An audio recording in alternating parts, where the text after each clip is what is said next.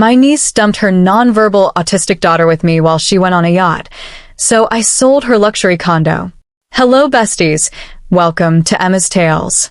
Please subscribe and leave a like for us. It means the world to us. Also, share this video with your loved ones and turn on post notifications so you don't miss future videos from us. Thank you. As you do so, sit back and relax as we dive into the story. At 6 a.m. sharp, my doorbell rang twice, the signal my niece Leona used whenever she needed just one more favor. This time, she left her 4-year-old daughter, Nova, on my porch and sped away in a town car bound for the marina. The winter air still tasted of night when I opened the door. Nova stood on the top step like a fragile figurine, wrapped in a lavender puffer coat 2 sizes too big. A weighted blanket, the galaxy print one I bought her last Christmas, dragged behind her, edges already damp from the stone.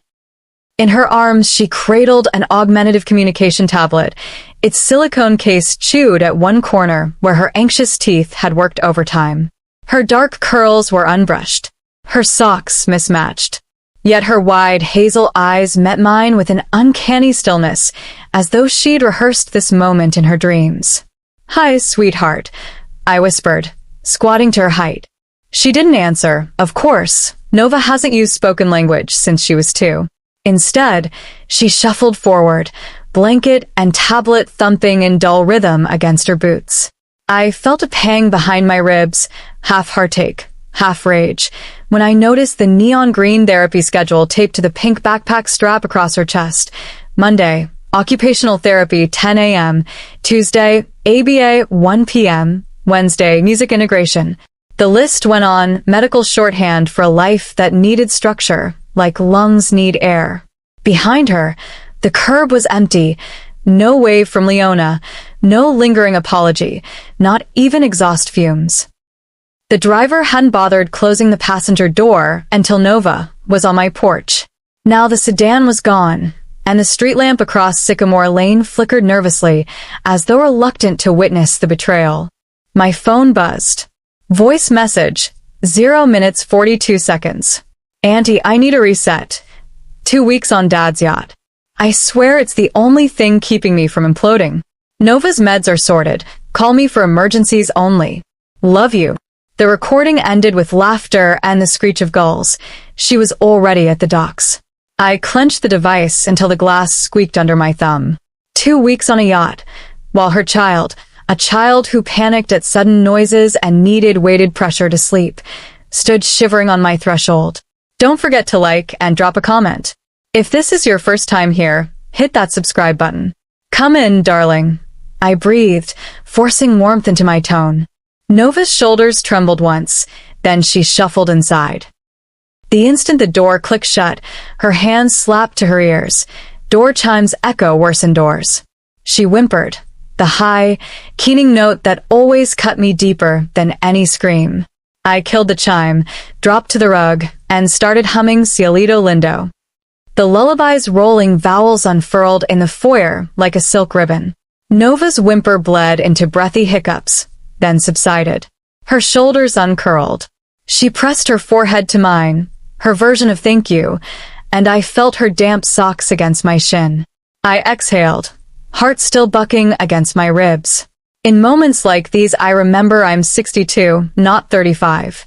But the old rhythm came back easily, ground with song, calibrate with pressure, let steady silence roam the room until her nervous system stopped firing like a faulty wire.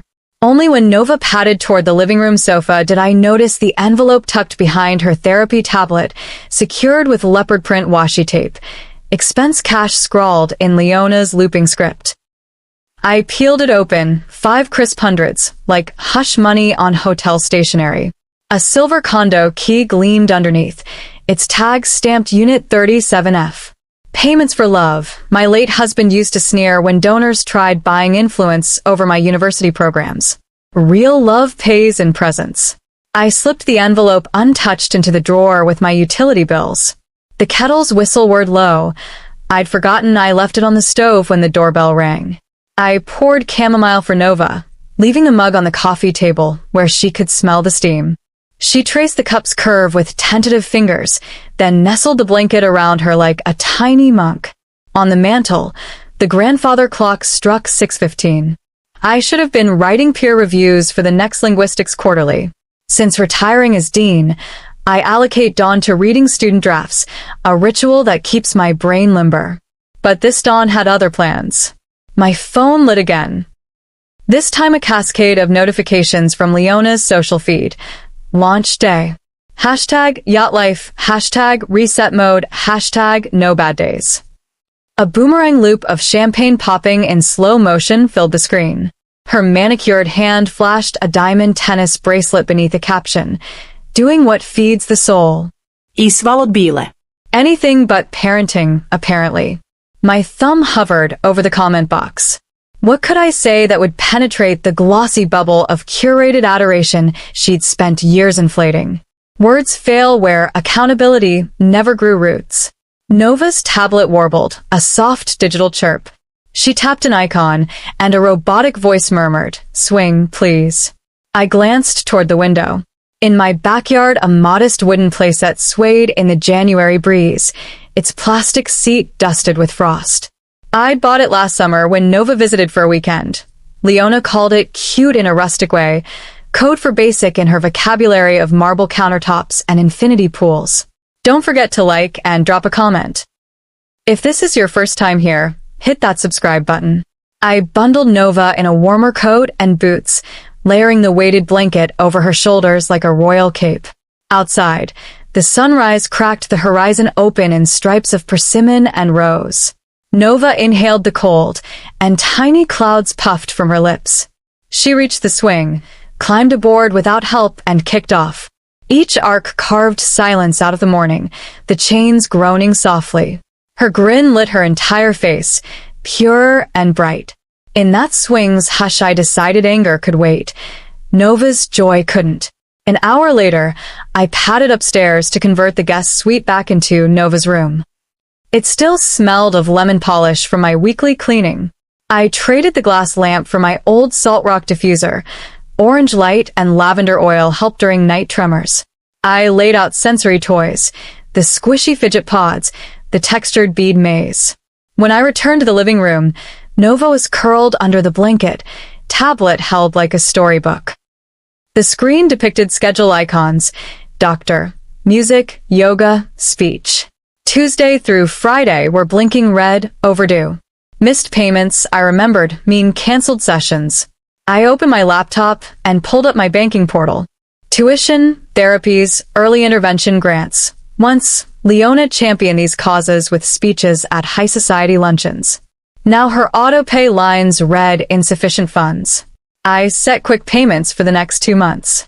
If nothing else, Nova's world would not disintegrate while her mother chased sunsets on a yacht. 9:30, Nova's internal clock nudged her toward hunger. On good days, she loved banana pancakes. On anxious ones, she preferred plain yogurt and honey. I asked the tablet, "Yogurt or pancakes?" She tapped yogurt. Safe food. We ate at the breakfast bar, sunlight creeping across the marble and gilding her curls. She hummed tiny vibrations, contentment messages only the tuned ear could decipher. My phone buzzed once more, this time a text from Grace Okafor, my oldest friend and corporate law watchdog. "Coffee today? I'm near your block. Bring life updates." I stared at Nova, then typed. Rain check. Emergency and duty.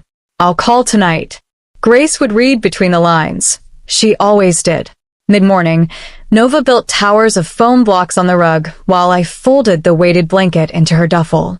It was then I noticed a small bruise beneath her left ear, faint, yellowing. Perhaps from bumping into the kitchen island in Leona's cavernous condo, Nova often bumped into things when sensory fatigue blurred her motor planning. But I couldn't be certain. My throat tightened. I fetched arnica cream and stroked it gently over the spot.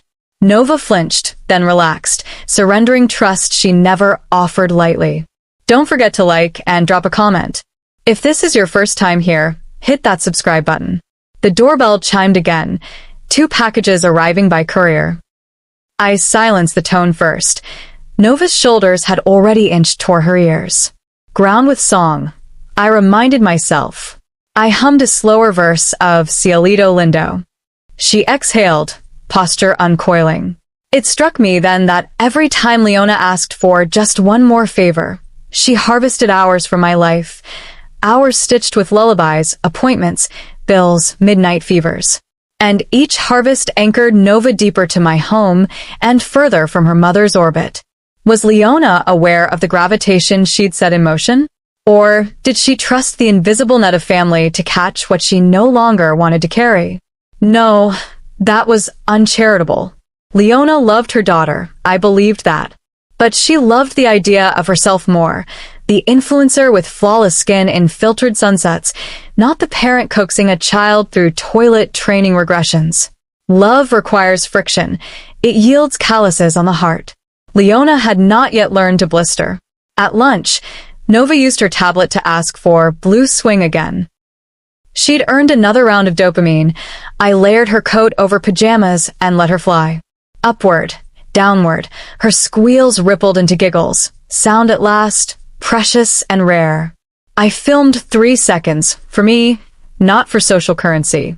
When she tired, I carried her inside, warmed cocoa in the microwave, and played a Spotify playlist of rainforest sounds. She lined her foam blocks along the sofa rim, tapping each like piano keys. She was scripting a form of play therapy. I followed her pattern, tapping back in rhythm. She beamed. Collaboration achieved. Late afternoon light slanted gold when my knees finally complained, and I settled Nova for quiet time. While she traced finger labyrinths on a textured board, I opened Instagram one more time, half hoping Leona had realized the gravity of her act and penned an apology. Instead, a new post glowed, breakfast under a sapphire sky. Sometimes you must sail away to sail within. A photo of her reclining on a chaise, bikini straps sparkling like micro diamonds, an untouched fruit tray in the foreground. My lungs felt small. "Auntie, need a reset," she'd said. Reset from what? The stain of motherhood? The mess of her own unfinished childhood? I scrolled further. Hashtags promising memoir deals, sponsor giveaways, curated mental health journeys. Nova's existence didn't appear once, not even in the caption disclaimers. I thought of the condo key in my drawer, the unpaid therapy sessions, the damp socks Nova wore at dawn. If you won't hold the weight, I told the screen, I will, even if it breaks my back. The sun dropped, washing the living room in apricot gleam. I heated chicken soup, letting rosemary steam fill the air. Nova signed music on her tablet. I put on Jose Gonzalez and swayed while the soup simmered. She rocked gently on the ottoman, echoing my rhythm. Don't forget to like and drop a comment. If this is your first time here, hit that subscribe button. Bath time was a ballet of routine. Lukewarm water, lavender bubbles, rinse with the handheld sprayer she tolerated. I sang the alphabet in Spanish. She signed again each time we reached C62, and my voice still held. A small mercy. By 8:30, Nova lay tucked in the guest suite bed, now hers, blanket cocooning her like a chrysalis. I set her sound machine to ocean waves, placed a soft glow turtle lamp on the dresser, and kissed her forehead. She reached for my wrist, her tiny fingers circling bone. In the hush between waves, she tapped my watch once, her code for stay. I sat on the edge of the bed until her breathing slipped into sleep's steady cadence. Downstairs, the house was finally quiet enough for anger to flick its tail again. I poured a glass of Merlot, 2 fingers, doctor's limit, and opened my laptop. Bank statements shredded illusions. Therapy invoices, nutritionist appointments, sensory integration classes, each stamped with overdue warnings. Leona's credit card autopay had failed last month. The yacht charter fee, however, cleared 2 days ago for an amount that could fund Nova's speech therapy for a year. I closed the statements and opened a blank document. Guardianship options for minor child in event of parental abandonment. My cursor blinked, impatient like a heartbeat. A notification popped. Leona live. Manifesting sunset magic. Against better judgment, I clicked. The screen filled with crimson horizon, silhouettes of champagne flutes. Leona's voice floated, giddy. Cheers to breaking cycles. Self-healing is the greatest gift we can give our loved ones. My jaw clenched. Healing begins where accountability lives. I exited the stream. Upstairs, a flor wart crec, noves cautius exploration. She often wandered at night, mapping the room with fingertips. I padded up. The hallway lamp cast a hushed halo. Nova stood by the window, staring into nothing but darkness, blanket trailing like a comet tail. She wasn't lost, just listening to the distant highway hum. I knelt beside her. "It's okay, star child," I murmured, adjusting the blanket's weight across her shoulders. She leaned into me, forehead against clavicle, small hands gripping the fabric of my cardigan. No words passed. None were needed. When she was settled again, I returned to my desk and opened Leona's account once more. A fresh post featured clinking crystal and diamond-studded nails. I zoomed. Behind her wrist, the yacht's polished rail curved like a silver grin. That's when I realized this wasn't a favor, it was a handoff. The next morning, Nova and I rode the silent elevator up 37 floors to Leona's penthouse, our reflections multiplying in its stainless steel walls. The doors parted onto a vestibule of white marble, so polished it looked wet. Recessed ceiling lights ricocheted off every surface, turning the hallway into a light box. Beautiful, sterile, punishing. Nova hesitated on the threshold, fingers fluttering near her temples. The place smelled faintly of eucalyptus and expensive cleaning solvent, nothing human. Don't forget to like and drop a comment. If this is your first time here, hit that subscribe button. I balanced her weighted blanket across my forearm, fished the silver key from my pocket, and unlocked the door. Inside, the condo stretched like a gallery. Floor-to-ceiling windows, chrome sculptures, bleached oak floors devoid of rugs. Across the living area, a single low sectional, snow-white linen, posed beneath a modern chandelier that resembled shattered ice, suspended mid-fall. "Easy, star child," I murmured, guiding her in.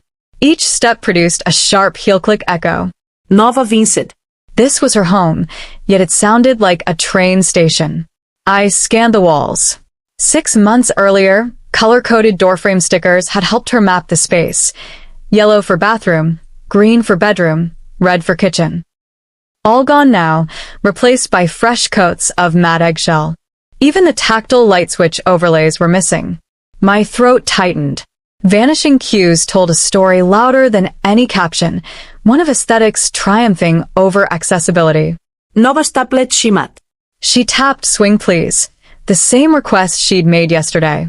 There was no swing here, only a balcony with a designer hammock Leona used for selfies. I squeezed Nova's hand.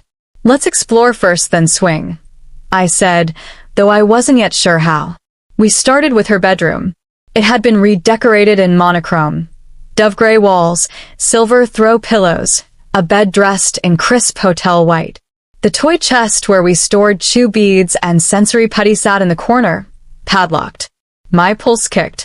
I rummaged in Leona's nightstand until I found the tiny key, freed the latch, and swung the lid open. Inside, therapy tools were piled haphazardly, as though someone had scooped them off the floor 5 minutes before a photo shoot. Nova reached for a velvet pouch containing scented fidget stones. Her shoulders lowered the width of a sigh. At 9 sharp, the teletherapist appeared in a video window on Leona's monolithic kitchen monitor. Ms. Kaur's cheerful greeting crackled through built-in speakers. Nova. Dreadbrut. She still called me by my academic title even though I'd asked her to use Sylvia. Old habits cling. Nova perched on a balance cushion, tablet in her lap. "Ready to show me the flashcards?" Ms. Kaur asked. Nova tapped yes and dutifully swiped through high-contrast images, apple, bus, umbrella. Halfway through she paused, uncertainty creasing her brow. I caught the hesitation. "Looking for something else?" I whispered. She nodded, then exited the app and selected the speech board. Blue swing. Don't forget to like and drop a comment. If this is your first time here, hit that subscribe button. Ms. Kaur's face softened. Blue swing again, huh? That's wonderful self-advocacy, Nova. Dr. Brooks, does she have access to a swing today? Not exactly, I admitted, gaze sliding to the balcony. A plan sparked. Give us 10 minutes. I left the session running, dashed into Leona's linen closet, and seized a set of navy blue silk drapes still in packaging, bachelorette party leftovers, if memory served. On the balcony, I looped the fabric through the hammock's carabiners until it formed a loose sling. I padded the bottom with folded blankets and clipped the free edges with binder clamps from Leona's office. A makeshift cocoon, but sturdy. Back inside, Nova's foot drummed the floor in rising impatience. Your swing awaits, Princessa, I declared, sweeping a bow. She traced the doorway with outstretched arms, followed the breeze, and stepped onto the balcony. Urban wind tugged at her curls. With guidance, she climbed into the fabric cradle. A grin unfurled, slow, seismic. She rocked gently, silk rustling against steel, the city 400 feet below. Her tablet voiced, happy. Tennis. Core clapped on screen. When the session ended, Nova tapped more swing and closed her eyes. I hovered nearby, ready in case vertigo claimed her. But she simply inhaled, each breath deeper than the last, as though reclaiming oxygen stolen by the condo's spotless emptiness. While Nova nested, I opened Leona's sleek laptop on the quartz island. The screen pulsed with overdue notifications, therapy invoices, medical supply shipments, expired credit card autopay. An email from the occupational therapist read, "Third reminder, balance beam progress assessment requires guardian present." None of the messages were answered. My jaw ached from clenching. I paid the balances out of my own account, again, then forwarded receipts to my lawyer friend Grace with a terse subject line, documentation. Ping. My phone lit with Leona's newest post, a sun-bleached deck, limbs strewn over striped cushions, glass of rose trembling between manicured fingertips. Caption, #NoBadDays, #saltwater therapy. 200 comments of heart-eyed emojis. I copied the image into a folder labeled evidence, abandonment.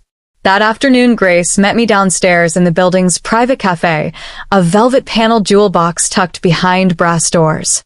She arrived in a crimson power suit, silver twists of hair coiled at her nape, eyes sharp as scalpels.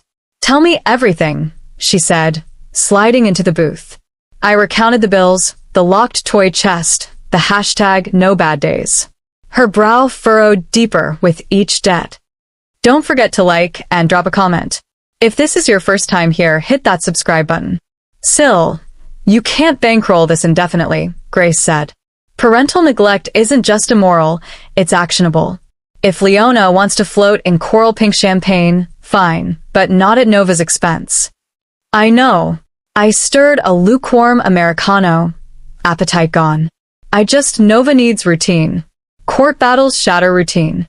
Sometimes you need a temporary quake to stop an earthquake. Grace laid a document folder on the table. You remember this? Inside sat a photocopy of the condo's deed. Owner of record, Dr. Sylvia Eloise Brooks. I'd meant to sign transfer papers after Leona's first commission check, but she kept delaying the appointment, citing open houses and influencer retreats. Eventually, the matter drifted into the mental drawer labeled later. Seeing my name now, embossed and legal, felt like a fuse through dry grass. Grace tapped the header. You hold the keys, in every sense. Noves keys. I correcte soufflé. My reflection in the polished tabletop looked older than yesterday. Grace reached across, squeezed my hand. You've carried this family before. You can carry it again, just be sure you're carrying it toward an endpoint, not infinity. On the drive back upstairs, memories slid through my mind like film stills. 19-year-old Leona in my study, trembling acceptance letter from Parsons clutched in manicured fingers, my signature on the tuition check, her whispered promise. I'll pay it forward, Auntie, I swear. I never asked for repayment. I asked for accountability. She mistook the two. That night, storm clouds gathered over the city, flattening lights into blurred halos. Nova's breathing grew ragged at bedtime. The barometric pressure shift always unsettled her. She curled under the weighted blanket, yet couldn't settle. Her tablet voiced Rain in a shaky loop, then Danger, then Mama? Lightning cracked, illuminating the room in electric white. Nova bota do prikt, a strangled vimper escape. I climbed into bed beside her, pressing my palm to the center of her back in long, slow strokes. I hummed the Spanish alphabet, a half psalm, half mantra. Still, tremors rippled through her shoulders. Listen, I whispered between thunder rolls. The clouds are bowling. The rain is applause for how brave you are. Childish, maybe, but metaphor sometimes bridges what science can't. Nova tapped the blanket rhythmically 3 beats. Pause, 3 beats. I matched her pattern on the mattress. Gradually, the syncopation steadied her breath. When the storm retreated into distant rumbles, she slumped against my side, exhaust replacing panic. Don't forget to like and drop a comment. If this is your first time here, hit that subscribe button. I stayed until her muscles slackened, then slipped out, heart thudding with a newborn conviction. Biology alone does not constitute guardianship. Presence does. And presence, like any currency, has a limit unless you guard it fiercely. Midnight found me in my own condo study, rain sliding down the window like ink. I opened the wall safe. Combination April 12th, 86, Leona's birthday. Irony never sleeps. Inside lay the original deed, thick with official seals, the ink of my name glossy under desk lamplight. I traced the letters, SYLVIAE, BROOKS, and felt the scales shift. Leona thought paperwork was a tedious afterthought. She underestimated the quiet power of unfiled forms. Nova's future couldn't hinge on hashtags or hollow apologies. It needed signatures, escrow, and intent carved into county records. The rain intensified, drumming like war on the glass. I pressed the deed to my chest, breathed in its papery scent, and whispered into the dark. You left the wrong paperwork undone, Leona. I stood at Grace's office window while the dawn reddened Atlanta's skyline, feeling the deed's embossed edge through a manila folder like a pulse. Grace set her cappuccino on a coaster shaped like Lady Justice and flipped open a stapled packet. Pages slid beneath her brisk fingers. Offer letter, disclosure, power of attorney. Once we notarize, she said, Marco can list within 24 hours. I watched a hawk wheel over the courthouse dome. It still feels like theft. Grace met my gaze. Leona abandoned her child for an indefinite luxury cruise. Under Georgia's statute 19-10-1, that's de facto relinquishment. You're not stealing, you're securing. I exhaled. Marco's ready? He moved heaven and 3 brokers to reserve tomorrow's twilight slot. Penthouse views sell best at golden hour. She pushed the packet across. Sign where I've flagged. My pen hovered.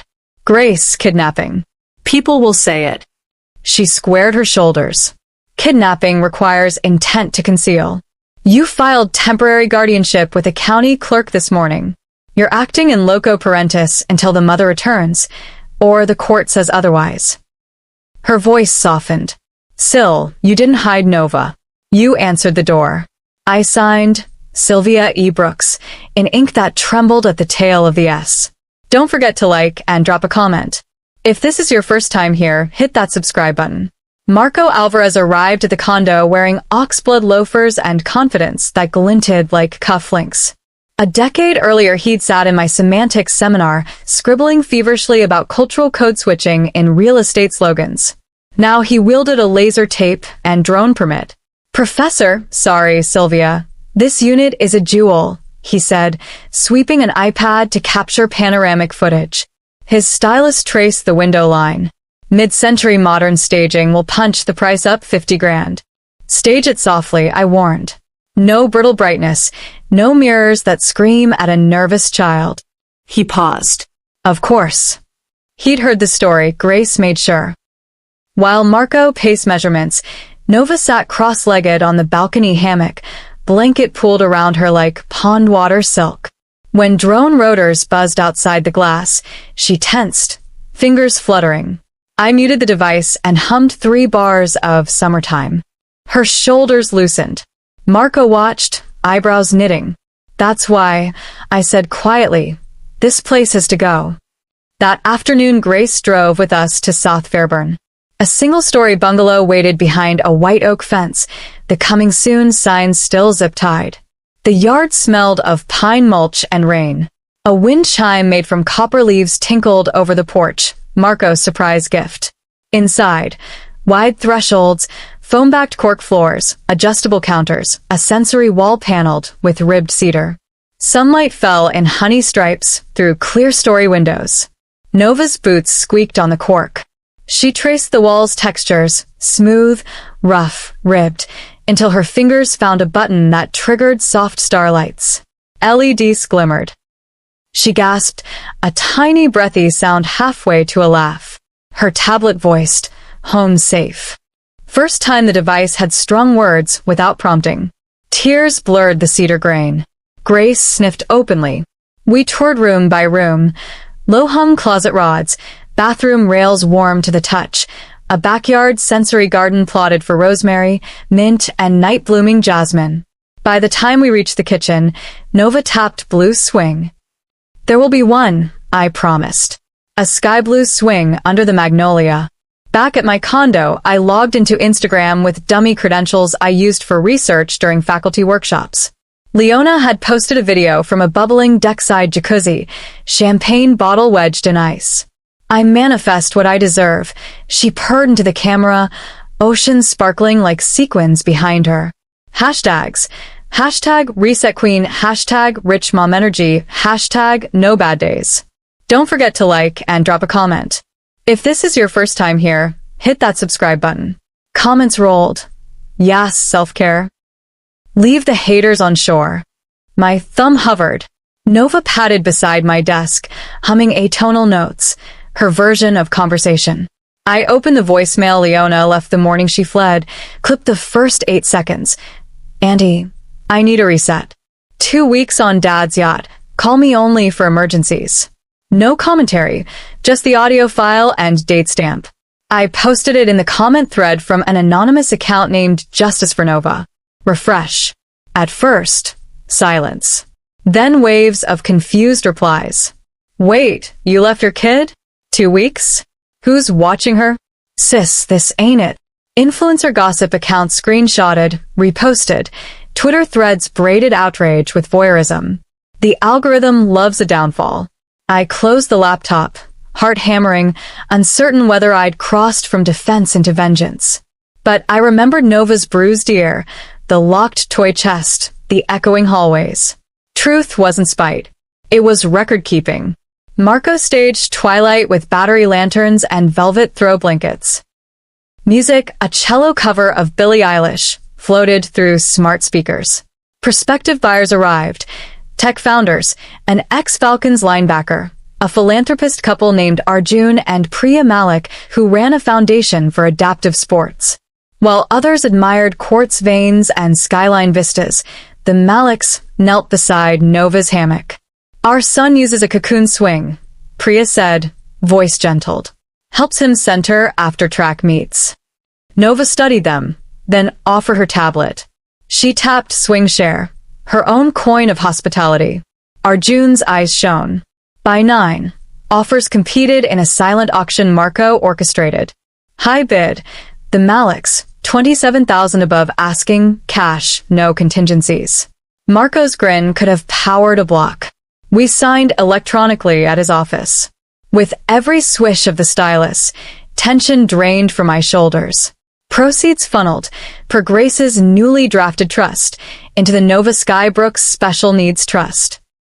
Therapies, adaptive equipment, and a future college fund should she choose that path. Don't forget to like and drop a comment. If this is your first time here, hit that subscribe button. At midnight, I returned to the penthouse alone. Moving crews had cleared staging furniture. City lights pulsed through naked windows. The place looked less like a home than a museum gutted for relocation. I set a framed photo. Nova at 2. Frosting smeared across her cheeks, on the quartz island. Beside it, I placed the leopard print envelope of cash Leona once thought would settle my loyalty. The bills were still crisp. Let them haunt the space as mute testimony. I left the door key on top, turned off the lights, and pulled the door until it clicked. Echoes died. Saturday dawned violet. Nova and I unpacked boxes labeled textures and audible books in the bungalow, sunlight warming the cork under our socks. Mid-morning, my phone blazed with Leona's name. I let it ring twice to steady my voice. Her scream landed without greeting. Why is there a sold sign on my building? I picture the Malicks posing for a first-day photo with Marco, the sold banner draped like ribbon. Because, I said, the building belongs to new owners now. A jagged inhale crackled through the line. You had no right. You left me the right, I replied softly, by walking away without provisions. Static, then a childlike wail of rage. I'm coming home. Good, I said. Come home. We need to talk, but not at your place. Silence lengthened until it felt alive. Then the call disconnected. Nova looked up from arranging river stones along the baseboard. I crouched, brushed a curl from her brow. Visitors soon, I told her. She tapped okay, then pressed a stone into my palm, smooth, cool. A promise to stay grounded. Lightning cracked somewhere far off, summer determined to return early. The bungalow smelled of cedar and hope. I pocketed the stone and whispered to the empty hallway, let the reckoning begin. Sea fog clung to the wharf the morning we met at Harbor Cafe, the air salted and damp enough to curl the edges of paper menus. Grace had chosen the location, public, neutral, impossible to shout without attracting stares. She arrived first, staking out a corner booth half hidden behind a planter of drooping ferns. Nova and I slipped in beside her. The child wore her foam headphones and clutched a bead fidget. Each rattle steadied her breathing against the cafe's clang of dripped espresso and clinking china. Don't forget to like and drop a comment. If this is your first time here, hit that subscribe button. Across the street, gulls wheeled over the marina where Leona's yacht still bobbed like a smug white swan. The symbolism wasn't lost on anyone. A bell above the door tinkled. Leona burst through, sunburnt shoulders blazing against a linen jumpsuit. In one manicured hand, she waved a tabloid folded like a weapon. The headline screamed in red, "Influencer abandons disabled daughter on self-care cruise." Her eyes found me, then Grace, then the small figure beside me. Rage flushed her cheeks deeper than sun could manage. "Do you know what you've done?" she hissed, gripping the booth's vinyl edge. "They're calling me a monster." Grace motioned to the opposite seat. Seat, Leona. Yelling won't change the facts. Leona slid in, sling bag clattering against the tabletop. Makeup concealed the sleepless shadows under her eyes. Nothing hid the tremor in her jaw. She set the tabloid down with a thud, headline facing me like an accusation. Nova shrank closer. I draped the weighted shawl across her lap. "First," Leona began, voice pitched low but sharp, "why is my condo listed as sold on every real estate blog in Georgia?" Grace answered before I could. "Because it was sold. The deed remained in Dr. Brooks's name. Under state property law, she had full authority." Leona's gaze darted between us. "You stole my home." "I reclaimed an asset to fund your daughter's future," I said, sliding a blue folder across the formica. "That is the trust document. Every cent sits in a special needs trust, irrevocable, court-monitored. For therapies, adaptive equipment, college, if she wants it. Nothing for me, nothing for you." Leona snapped the folder open. Legal jargon met her in calm black typefaces. Nova Skybrooks Special Needs Trust, Trustee Grace Okafor, Successor Trustee Marco Alvarez. A banking ledger followed, zeros aligned like soldiers. She pressed the folder shut with a trembling hand. "This is insane. You can't decide my child's life while I'm gone 6 days." 14, Grace corrected gently. "And abandonment statutes trigger at 72 hours with no reachable guardian, especially for children requiring medical supervision. You left a voicemail. That's not guardianship." Don't forget to like and drop a comment. If this is your first time here, hit that subscribe button. Leona's breath hitched. The cafe's espresso grinder shrieked. Nova flinched. I flipped her headphone cushions inward and hummed a single note. She resumed stroking the bead fidget. Leona's fury cracked, revealing something rawer beneath. She rubbed her temples. I wasn't thinking. After her diagnosis, I felt everyone was staring, judging how I mothered a child who never says, I love you. Every meltdown felt like proof I was failing. Tears welled, surprising her as much as us. Online I could curate, show wins, skip the mess. Sponsors praised resilience posts. But every partnership asked me to be relatable yet aspirational. I thought if I looked perfect, maybe I'd feel perfect. Grace softened her posture. Postpartum depression and parasocial pressure are real, Leona. But they don't excuse neglect. Leona's shoulders sagged. I know. She glanced at Nova. First truly seeing her, perhaps, since airport drop-off. Her voice quivered. Nova turned, eyes wide behind red-framed glasses. She lifted her tablet, tapped twice. The voice output murmured, Blue swing? Leona frowned, uncomprehending. It's her favorite activity. I supplied. Symbol of safety. Leona swallowed. I didn't know. The admission landed like a stone. An uncomfortable hush stretched. Somewhere outside, a foghorn bellowed. I traced a droplet of condensation on my water glass before speaking. Leona, there's a road back, but it's paved with work, not hashtags. I slid a second folder across. Parenting therapy, biweekly. Shadow Nova sessions for 90 days. Digital wellness program to break the metric addiction. Complete those, and we discuss shared custody. She flipped pages, timelines, therapist recommendations, court-approved visitation forms. Her brow furrowed. You want me to announce I have problems? Sponsors will walk. Your daughter already did, Grace said softly. Leona's lips parted, then closed. Ego wrestled instinct behind her eyes. Outside, a group of teens drifted past the window, phones aloft, filming themselves tasting chronic cones. Leona's gaze followed them like a compass needle. She reached into her sling bag, pulled out her phone, thumb dancing. What are you doing? I asked, dread dawning. Setting the record straight, she muttered, tapping go live. A red circle blossomed. Grace's eyes flashed. Leona not here. Don't forget to like and drop a comment. If this is your first time here, hit that subscribe button. Too late. Screens lit. Comments scrolled. Hey fam, Leona began, voice syrupy. You've seen the lies. I'm with my daughter right now. She angled the camera toward the booth, cropping Grace, but catching Nova's headphone-crowned head, and we're handling family business. Don't believe the smear campaign. Nova stiffened at the sudden lens aura. I blocked the shot with my palm. End the stream. Leona yanked the phone back. People need to know my side. They need to see your actions. I snapped, louder than intended. The cafe's chatter faltered. Barista pose demi-pour. Leona flushed crimson, pupils flaring. She turned the phone to her own face. Legal threats won't silence a mother. I will fight for custody. Watch this space. Grace leaned in, voice low but lethal. Broadcasting pending litigation is unwise. Leona ended the stream with a huff, sliding the phone beside the untouched tabloid. Fury returned, now laced with fear. A gull cried outside. Nova's head jerked toward the window.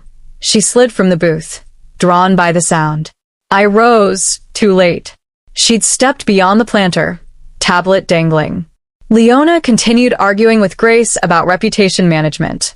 Neither noticed Nova weaving through tables toward the patio, door propped ajar for morning breeze. I skirted the booth and hurried after. Outside, damp boards of the wharf stretched toward gray water. Nova padded forward, chasing gull calls, oblivious to the gap between railing slats. A charter captain shouted for crew. The engine of a trawler coughed awake. Nova, stop, Starchild. I called, soft but urgent. She paused, sensing vibration, more than hearing. I reached her, slipped a hand over hers. Her other arm lifted, fingers mapping sky like braille. A gull swooped, shrieking. Wind whipped her curls. She smiled, transfixed. Behind us, the cafe door banged open. Leona burst out, camera raised again. She started, seeing us near the edge. Phone lowered, panic flickering. Nova. The child turned, startled. Her boot toe caught a gap between planks. She wobbled. I tightened my grip and pulled her against me. Her tablet clattered, screen cracking. Leona sprinted, breath ragged. My baby, are you okay? She dropped to her knees, tears spilling, arms open. Nova leaned against my hip, uncertain. A crowd had gathered. Some diners, some passers-by alerted by the live-stream ping still echoing on distant phones. They watched, judgment heavy in the mist. Don't forget to like and drop a comment. If this is your first time here, hit that subscribe button. I knelt, met Leona's gaze. Your followers just witnessed the difference between presence and performance. Which side are you on? She closed her eyes, shoulders heaving. Phone slipped from her trembling fingers, clunking onto the wet wood. When she opened her eyes, a guy.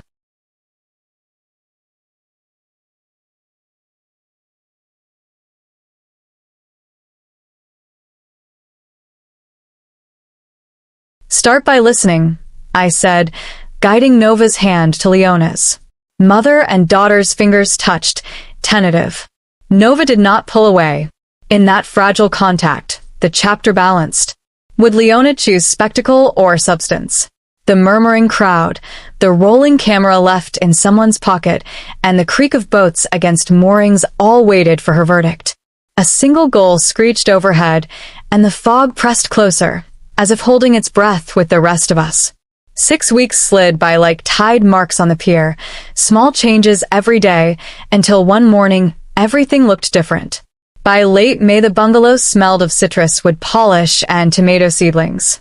Nova woke with sunlight instead of alarms, crossed soft cork floors barefoot, and tapped good morning on her tablet before I even brewed coffee. We kept a ritual.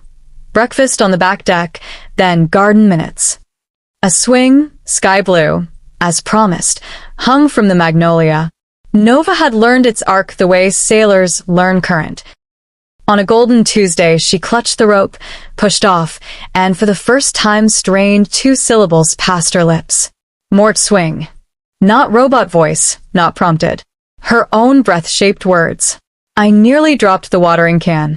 More swing it is, I said, voice shaking, and gave her a gentle push that sent the magnolia blossoms swirling like confetti.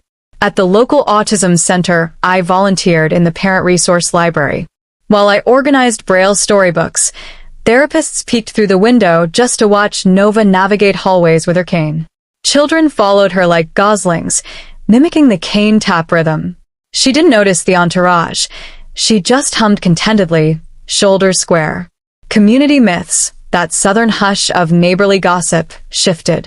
The woman who'd sold her own family became the aunt who built sensory paths in the city park. Don't forget to like and drop a comment. If this is your first time here, hit that subscribe button. A garden supply store donated wind chimes. A cafe hosted quiet hours after seeing Nova cover her ears in the checkout line.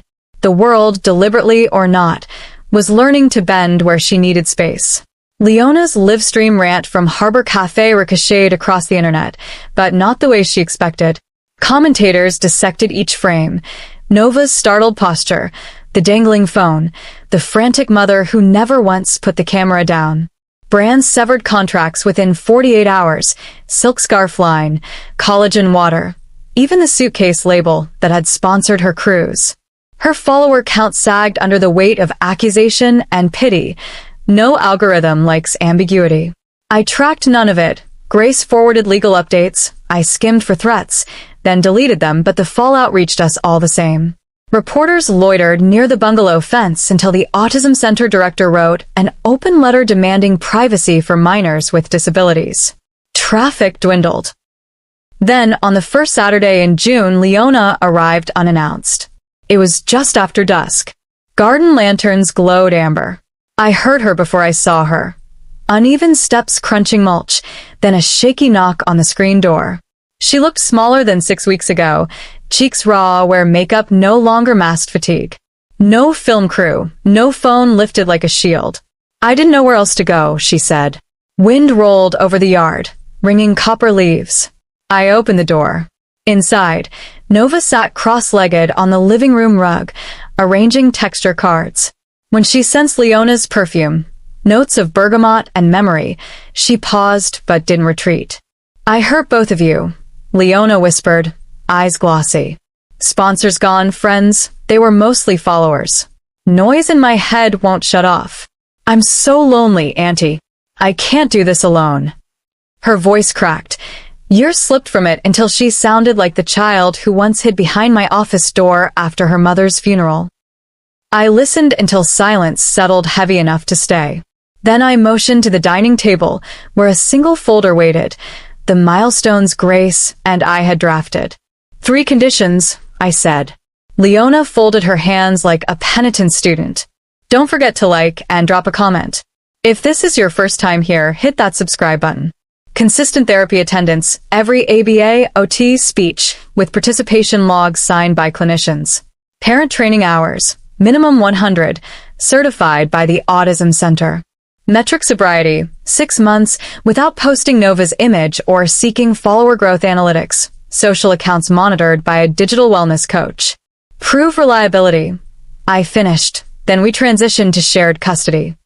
Leona swallowed. "I'll try." Try is a promise that fails in advance. I pushed the pen toward her. "Commit." She gripped the pen like a life ring and signed. From the rug, Nova tapped her board. "Blue swing?" Her code for "I need calm." Without prompting, Leona knelt, offered a tentative hand. Nova studied the gesture, head tilted like a sparrow. She placed her palm in her mother's. Together they walked to the magnolia, moonlight silvering their steps. I watched from the doorway while they swayed, rope creaking, leaves whispering, and felt a knot I hadn't realized I'd carried ease one turn. Weeks became a rhythm of calendars and car rides. Leona showed on time, scribbling therapy notes like a doctoral candidate. She learned to interpret Nova's silent scripts. The way finger rubber banding meant overhead lights were too bright, the tiny hum when she needed proprioceptive input. After sessions they picnicked in the center courtyard, just rice crackers and apple slices, but Leona photographed none of it. Grace conducted surprise audits. Leona passed. A counselor tested her on meltdown to escalation techniques. She recited them cold. The digital wellness coach installed lockout timers. Sponsorship emails went unanswered. Some nights, I found Leona parked by the curb, journaling under streetlight, tears staining ink. Pain looked less cinematic off camera. Mid-July heat shimmered over the sensory garden. Nova needed kinetic sand in a tabletop tray, while Leona guided her through a matching game, seashell to texture card, pinecone to another. A cicada buzzed. Wind teased chimes. Nova paused, eyes tracking sound, then reached forward, hesitant, searching, and wrapped her arms around Leona's waist. It wasn't guided, it wasn't requested. A spontaneous hug, 7 seconds long, small hands anchoring to her mother's linen blouse. Don't forget to like and drop a comment. If this is your first time here, hit that subscribe button.